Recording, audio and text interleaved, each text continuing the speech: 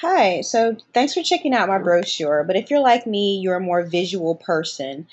So I've made a quick video for you to take you through step by steps all the different ways that Canvas can be used to make online assessments. So already starting in your course and in your quizzes, we're going to make a quiz from scratch. So we're going to come over here and click the Add Quiz button. Let's call it Sample.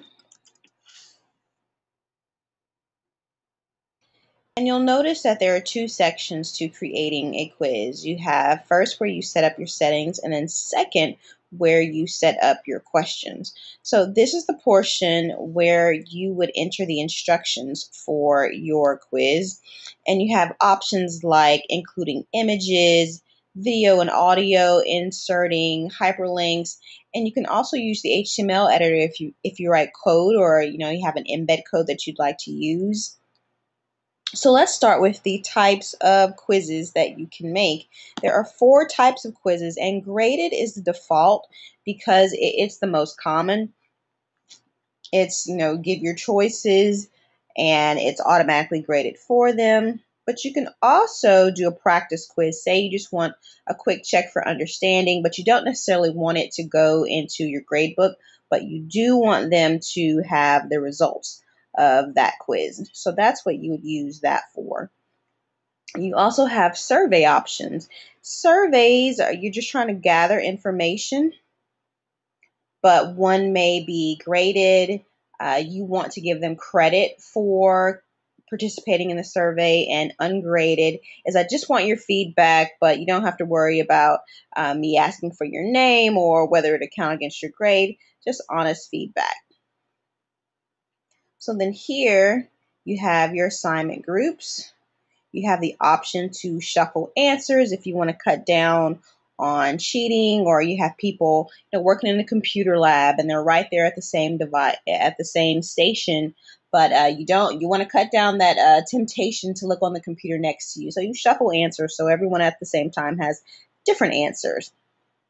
There's also a time limit option where you can enter the number of minutes that students have to complete the entire quiz. Time quizzes, once they begin, it will not be paused even if they navigate away from the quiz. You can allow them to have multiple attempts.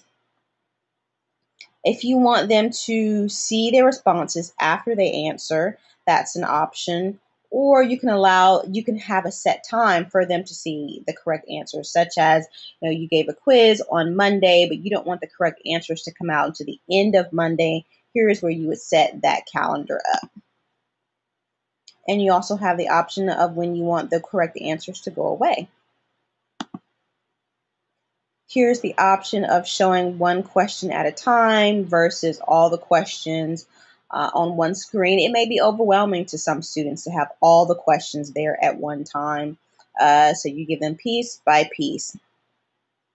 These are some more advanced options for really, heightening your test security. Say you want them to have a specific code to be able to access the test, or you want them to restrict their taking the quiz in a specific location, where if their IP address doesn't match up, well then, and they're outside of that Wi-Fi area or that connection zone, then they can't take the quiz.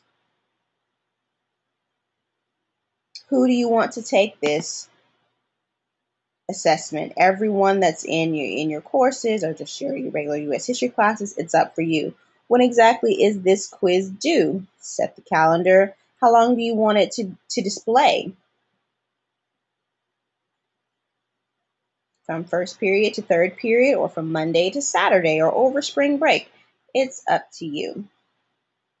So then you would come to save down here at the bottom. You have the option to preview it, but you want to go back now and add your questions.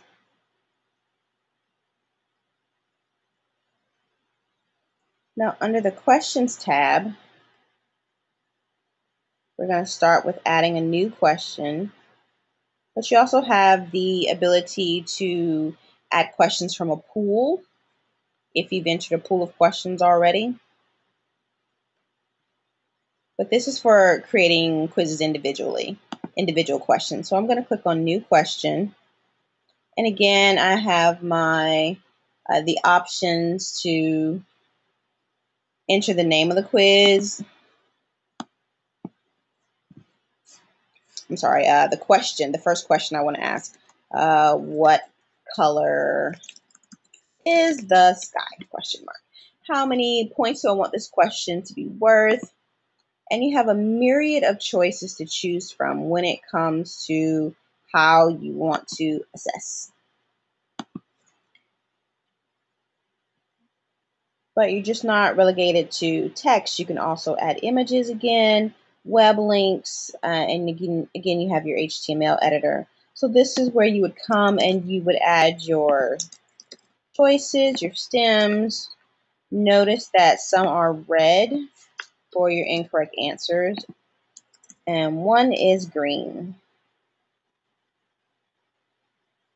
You can also edit and provide more detailed explanation as to why this is the correct answer.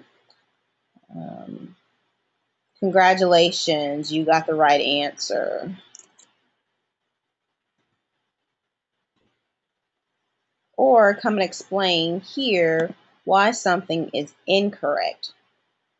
So that really helps the student in knowing where they went wrong. So then you would update it, update the question, or you can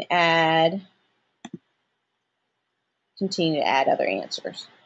So you would just continue to build your assessment until you were satisfied. You could click save if you still want to continue working on this at a later time, or if you're ready to publish to the world, then there's the save and the publish option.